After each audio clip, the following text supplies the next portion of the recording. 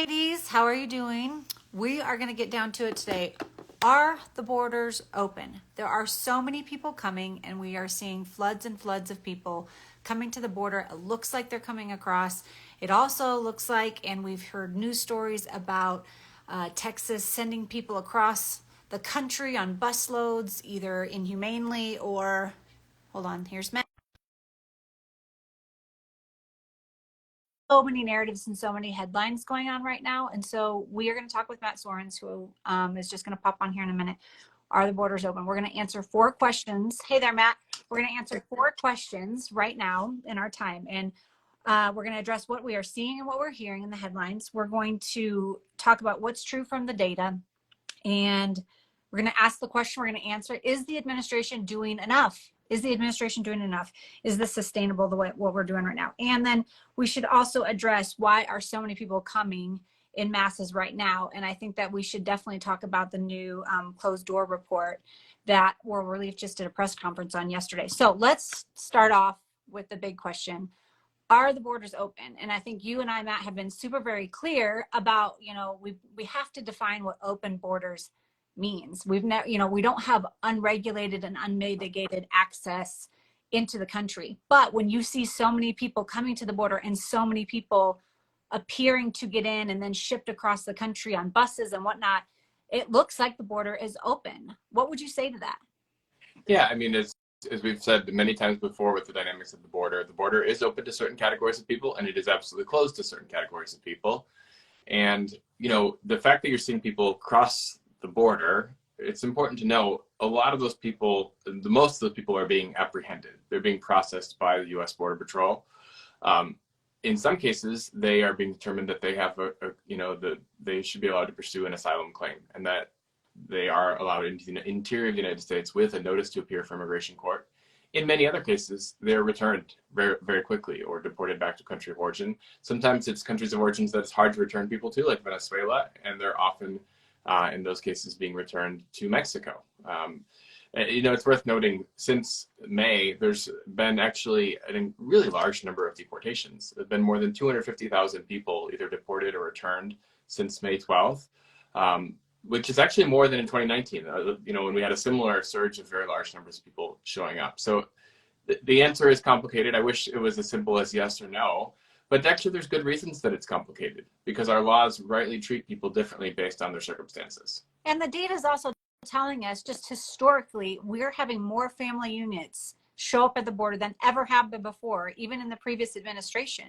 And so that is something to know. I mean, I do think that you've got certain media outlets that only want to show you certain footage, and that could be just single adult males coming across and whatnot. But if you look carefully, there are women and children, young children, babies on mothers' backs. And so again, at Women of Welcome and at World Relief, we're not saying that everybody who wants to come to the United States should be allowed to come to the United States. And at some point, it's unsustainable in the fact that we do have limited resources. But the fact of the matter is we need to have a balanced approach. There is nuance to this, and not everybody who is approaching the border is coming in, but there are massive amounts of people that are trying to be processed at the border. And I mean, in all honesty though, Matt, a lot of them, hundreds of thousands of them, are getting processed. Yes. I mean, lots of people are being processed, and lots of people are being returned. I mean, honestly, we have data from lags a little bit, so we don't know exactly the people we're seeing arriving today, what will be their disposition in every case. But it is really important. We have sometimes in this kind of elementary school math, you have the denominator, the total number of people coming in. It'll take a little while before we get the numerator of how many of those people are allowed to pursue or to enter the United States to pursue an asylum claim. Although anyone we know who does get into that category, they go through some processing first. They're vetted. If there's any reason to think that they're a public safety threat, they're not allowed into that process. And then there's the further question of those people, how many actually end up qualifying for asylum and how many do not. And again, we don't know of the people arriving today the answer to that question. You can't look at someone and make that determination. What we do know is that many people are going to qualify for asylum because they have a well-founded fear of persecution for reasons under the law, like race, religion, political opinion, national origin, or social group. Many other people are probably not going to win their asylum claims. And that's not because it's fraud necessarily. It's often because they're fleeing poverty, which I'm very sympathetic to. If I was, desperately unable to feed my kids, I would probably consider something similar, but that's not actually going to qualify you for asylum under the law. Right. And then there's some great cases, right? There's always going to be cases that, if you get the right judge, they're going to believe that that is a well-founded fear of persecution. And another judge might say, no, you didn't persuade me. You didn't have the documentary evidence of what you're claiming. Right. So, I mean, the truth is there's a lot of deportations. There's a record number of deportations, and there's a record number of arrivals, and there's also a record number of family units that are showing up at the border. So all three of those things can be true. Um, the other question is, that's a big question. One, is the administration doing enough? Is this sustainable? I mean, right now, according to our laws, we don't have a cap on asylum seekers who are coming to the US. So what is sustainable, Matt? Because this does not seem sustainable. And as we can tell from cities, sanctuary cities and cities all across the country, you've got, no matter what side of the aisle you're on, you are feeling the stress, and people are overwhelmed with how many people are needing to come to the US for help. So is this sustainable? Yeah. I mean, I think what's really unsustainable is having these large numbers of people who are actually allowed to be in the United States. These are not people violating, they have been allowed by the US government in the United States pending an asylum hearing or a court hearing of some sort, who are still not allowed to work. And that is unsustainable, because you can't tell people you have to wait here for 5 years or more for an asylum hearing, but you can't apply for work authorizations for at least 6 months. And that, might be much longer than that, because it can take time to find an attorney to help you file the asylum claim. There are some positive steps there, and actually something I would say I would credit the administration. Just the other day, they announced temporary protected status for Venezuelans. That will allow a lot of these individuals, because it is a large number of Venezuelans, to apply for work authorization on a quicker basis. And honestly, a large number of people is not a problem. We have more job openings than we have people showing up in New York City. The problem is they're not allowed to work legally and provide for themselves and their families. They're staying in the shelters. There's not affordable housing. And some of these places where a lot of these migrants are being bused to or traveling to, they've got their own kind of challenges in their own city as far as like mandatory housing in New York, so it's kind of like there are some policies that could be adjusted on the federal level and on the local level that would alleviate some of this overcrowding and some of these just really unsustainable measures of masses of people coming, right?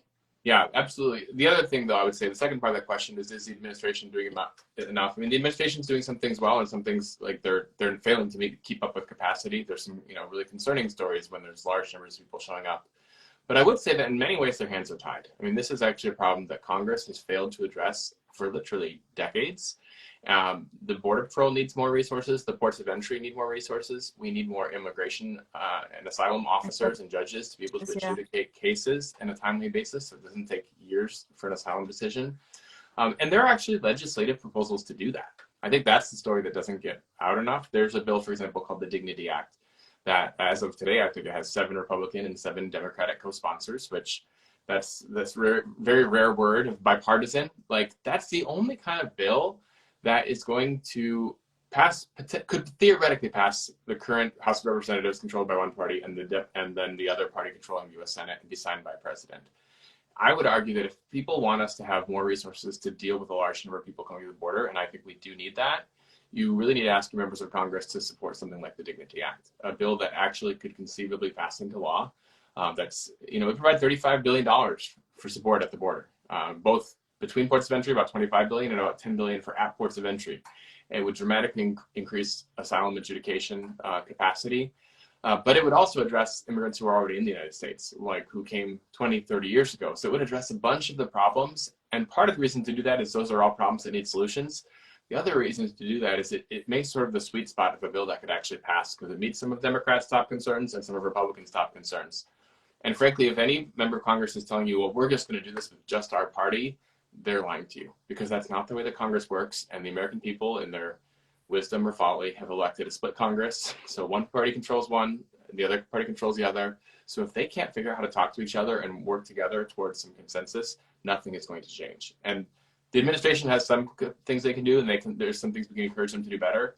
But they're limited. They have to follow the asylum laws, and they also have limited resources in terms of what's been appropriated for Border Patrol and Customs and Border Protection. So the bottom line is the way things are right now is unsustainable. The amount of people that are needing to come, and we're going to talk about why so many people are coming, but the amount of people that are coming, we don't have the resources set up right now. And some of that can be delegated by the president. But the big, huge, massive change that needs to happen happens at Congress, and they are not doing their job. And so this is where it's like we have to use our voices to say, hey, we want something better at the border. I will say, you know, one of the questions that comes up quite frequently is how much is too much? What is the cap? I mean, at some point, you know, we should just close the border.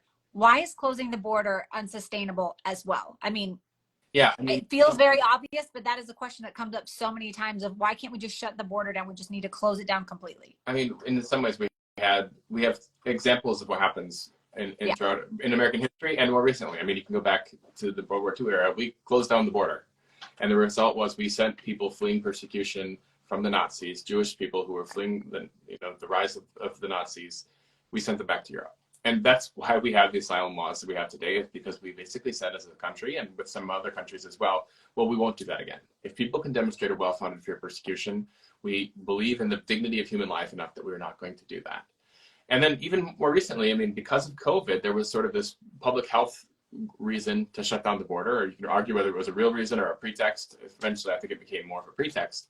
But we sent even the most vulnerable people, little children who were unaccompanied, we sent them back to situations of danger, potential trafficking, of abuse. And we didn't follow good laws that our country has that are designed to protect children. I mean, Women of Welcome was a big part of pushing back against that at the time. And I'm glad that you all were doing that. It was incredibly effective. We're not doing that at the moment, and that's a good thing. But I think that is to say, we always have to have a safety valve for people for whom getting out of a bad situation requires them to get to another country. And that includes— We saw report after report when we were not accepting unaccompanied children at the border. We saw report after report and red flag after red flag of the human trafficking vacuum we were creating on the other side of the border. And it was just a heyday for the cartels. So for all of us who are, you know, pro-life in nature and care about human trafficking, this border issue is also has human trafficking implications, because instead of the US government making laws that provide safety for people on both sides of the border, what we're doing is we're allowing the cartel to benefit off of our anemic system, our broken system. And so you have some people are showing up at the border who definitely not should be allowed to cross and that are unsafe. And so thank God for Border Patrol and some of the, you know, the vetting that we have in place there. But then you do have legitimate families who are coming because of persecution. You also, like Matt said, you know, some people are simply coming out of a desperation of poverty. And, you know, frankly, those folks will be expelled. I mean, sadly, they will be, because they will not qualify. But the point is, it's not working. It's not sustainable, and we need Congress to act. So let's answer this question. You know, it seems like more people, and the data says that we're having record numbers of people showing up. Why are so many people? Why are the masses coming to us on the southern border? Yeah, I mean, a lot of the dynamics that we're seeing in the last few years have been fueled by Venezuela in particular. So there's a few different factors for sure, and part of it is the shutdown for a couple of years because of COVID-19. That sort of created a backup for people from all countries. But particularly complicated has been Venezuela. Venezuela is a displacement crisis that's not new. It's been going on for a number of years, but the desperation has reached a point that people are starting to make it all the way up to the United States, which, like, Venezuela is very far away. But the level of suffering and repression there and economic desperation is really, really dramatic. Neighboring countries in South America, like Colombia and Chile and Ecuador and Peru, have been hosting very large numbers of Venezuelans for a number of years. But we've seen just in the last few years, really large numbers coming north to the United States. And then one of the challenges there, frankly, is a bunch of them have good asylum claims. Like, there is definitely well-founded fear of persecution with the Maduro regime in Venezuela. But also, the U.S. government does not recognize Nicolas Maduro as the president of Venezuela, which is to say we don't have, like, diplomatic relationships there, which makes it very, very complicated to deport someone, because we can't just fly a plane into territory of a country where we don't have a diplomatic relationship. That's part of the challenge that we've seen. The U.S. government, the Biden administration, has negotiated with Mexico to take back Venezuelans in some cases, and we are seeing that that's happening. You know, we can debate whether that should be happening or if that's actually consistent with our laws, but that is happening in some cases. But that's also one of the challenges, is Venezuelans tend to have less social capital in the United States than some of the migrant groups that have been coming for a lot, more like Central Americans, Salvadorans, Hondurans, Guatemalans, Mexicans have been coming to the United States, for a long time. And the effect of that is almost every Honduran or Mexican who arrives in the United States has a cousin somewhere who they want to go live with.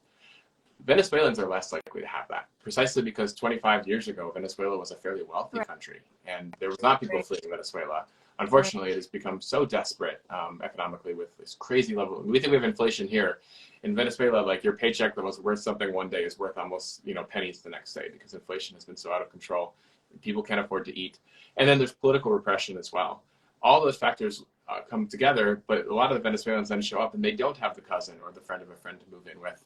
And frankly, they also don't have anyone telling them, here's how you go get a job even though you're not authorized to work, which is how it's historically kind of been the winking and nodding system that has been how it's worked for a lot of other immigrants. They weren't authorized to work, but they were working almost immediately. And that was long to eventually, stay with friends or family for a short time and eventually cover their own housing costs. If you're trying to follow the rules, it's actually much less functional because you can't survive for 6 months without a place to live when you're not allowed to work. Well, and I mean, I think it always just begs the question. I mean, I think people feel a lot of compassion fatigue because you're like, okay, so we're taking in hundreds of thousands of people. At what point do we have a cap on the asylum numbers? Is a cap appropriate? I mean, we know that if we put a cap on it and we closed our borders to asylum seekers, we would be sending some people back to death. I mean, I don't really know. So what would you say to like, hey, we need a cap on asylum numbers? Yeah, I mean, I think my pro-life convictions don't let me put it's a cap on that. And I also don't think, I mean, this idea of we're taking people in, we're letting some people be granted asylum, but in the long run, they're more than paying their way here. This idea that they're, just mouths to feed, they're actually brains and hands and feet who have a lot to contribute because they're people made in the image of God. That's both why they have dignity that's worth protecting. It's also why they have potential and capacity. And I mean, if you look at the same would be true of refugees who were settled in the United States. Sure, their costs up front, they have needs when they first arrive, but give them a few years and they're going to be contributing more than they're actually receiving. And that's actually the story of America over a number of generations. People are not, they're not just mouths. They're not a deficit. They're actually an incredible asset. And the irony is we're having this conversation at a time when we have literally millions more jobs in this economy than we have people looking for work. The problem is not that we have too many people. The problem is that we haven't connected the dots to let people actually meet their own needs and actually meet the needs of the U.S. labor market at the same time. Okay, so let me ask you this before we get to the last thing, which is I want you to talk about the closed door report because it's incredibly important about knowing what's going on with persecuted Christians around the world. I think the question that some people have is how do we know that, we're actually vetting people when you have this many people coming and you see the footage of people just like lined up with Border Patrol. And I mean, we can talk all day just about how, the apprehension rate and, the capture rate from Border Patrol is actually higher. We actually have safer, more secure borders than we ever have had before, according to Border Patrol themselves. So we know that less people are getting away from evading authorities, but we have hundreds of thousands of people coming and approaching the Border Patrol. How do we know that the vetting process is strong enough so that we weed out some of those people that are coming in through that huge, massive crowd? I mean, I think you and I both trust very much in the vetting system. Is the vetting system worthy of being trusted? I mean, of course, you can always be improving vetting processes, but in the same way that, any one of us goes on vacation to another country, they can only trust that the U.S. government, our governments share information. There's crime databases. If there's people who have criminal histories, that's going to show up. There's other people who have never had a criminal history who could do something wrong. That can happen. However, there's no reason to think that these people are more inclined to crime than people than anyone else. If you look overall at immigrants in the United States, they commit crimes at significantly lower rates than native-born U.S. citizens. Again, that's not to say none could ever do something wrong, but there's not a reason to think that they're disproportionately a threat.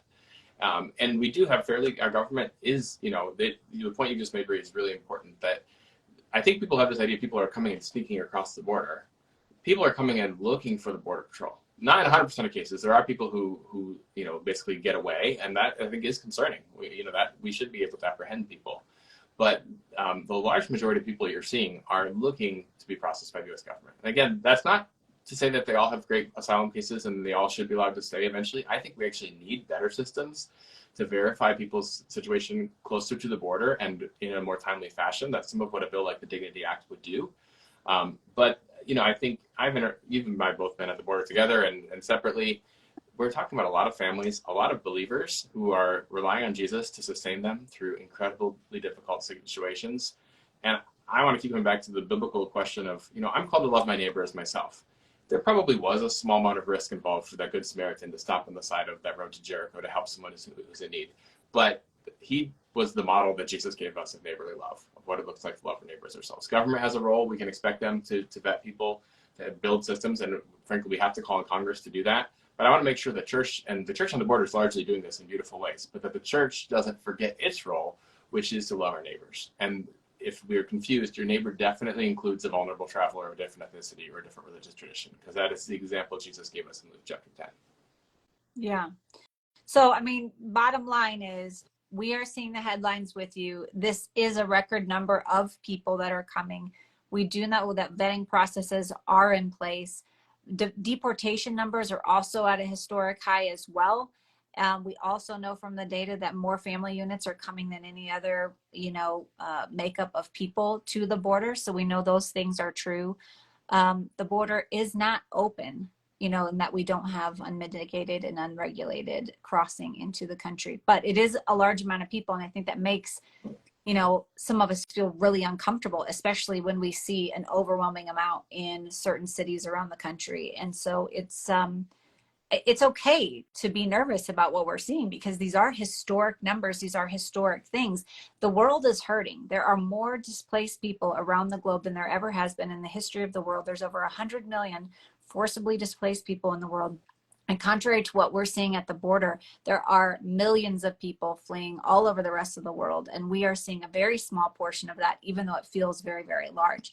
We can do better. The administration is not doing enough, and that they can do more. But who really needs to get to work is Congress. And what we can do for that, if we are nervous about all of these numbers, if we think this is unsustainable because it is because of a lack of resources, because it is because we're not getting people into jobs and into a sustainable place and a sustainable livelihood, we need to call our members of Congress and we need to put pressure on them, telling them that we are pro-life Christians who care about these people who are presenting and coming into the country, and we want to have their livelihoods and their needs met. But we can't do it the way that we're doing it because it's completely unsustainable. So Matt, last thing, there was a report that came out. You guys held a press conference. World Relief held a press conference yesterday about the closed door report. Can you tell me a little bit about what the top of line things from that report showed? Yeah, so this report that we did, we got a copy of it here, so we can find it on the World Relief website. We did it with Open Doors US, so a really great partner focused on the persecuted church around the world.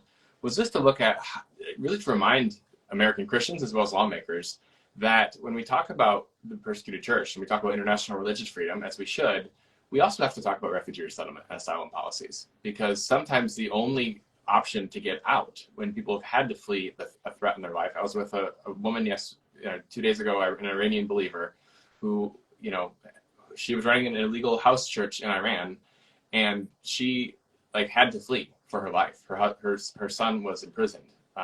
Those sort of dynamics, unfortunately, are very real in many parts of the world, including increasingly in the Western Hemisphere, which is part of why this is about refugee resettlement, where people come on airplanes. And what we found there is the numbers went down dramatically from 2016 to 2020. They started to rebound, but we're still nowhere near in terms of the number of Christian refugees from the countries where Christians face the most severe persecution. It's still down about 70% in 2022 compared to 2016. And if you look at specific countries like Iraq, Iran, Burma, Eritrea, these are countries with very high levels of persecution of Christians. You're looking at situations where the number of Christian refugees being admitted last year was down by 90, 95% in some cases. The flip side of that then is with asylum. And again, this is why even as World Relief, we completely affirm the need for secure borders, and we've supported legislation that would put a lot more resources at the border. We can't do so while turning away asylum seekers without due process. It's so vital that we keep due process for asylum seekers, because that is another lifeline for people who have fled persecution for their faith or for other reasons, but including people who are persecuted for their faith in Jesus. We highlight some of those people in the report. There are proposals on the one hand that we think really roll back asylum. There's a bill that unfortunately passed the House, HR 2, that we think at World Relief is really problematic in terms of the way it would roll back protection for asylum seekers. There's also really good proposals that we think would dramatically improve border security, but also redo how we process asylum seekers, provide more resources for adjudication. So there's still due process, but not the chaos that we're seeing right now. Like the Dignity Act would be an example of that. And we'd encourage people to take a look at that. So today, if you're feeling frustration, or if you are seeing the massive crowds approaching the southern border and you're seeing all of the news footage, what is the encouragement that we should take away when we see that? I mean, I think you have always, even just when I started my journey into this space, you were always, challenging me to go back to the Gospels. And it's like, what did Jesus do when he saw the masses? What did he do? The first thing that scripture tells us is when Jesus saw the massive crowds, he felt compassion. Exactly. And he And said, you give them something to eat. Like that was and very then he said, and then the disciples said, we should send them away for them to fend for themselves. And Jesus said, no, you feed them. And basically the disciples were like, with what? We don't have enough here. If you haven't noticed, we're on the side of a mountain and we don't even really have enough to feed ourselves, our own group. And they're standing in front of God, believing that he can do anything, that he's all powerful, and he is the one that gives and blesses people and nations. And they are standing there as if they are helpless. And yet I always just wonder, like, what could God do if we would really take him at his word? That if we honored our neighbor and we loved them as we would love ourselves, what kind of blessing would he pour out on this country if we actually believed what he said? Amen.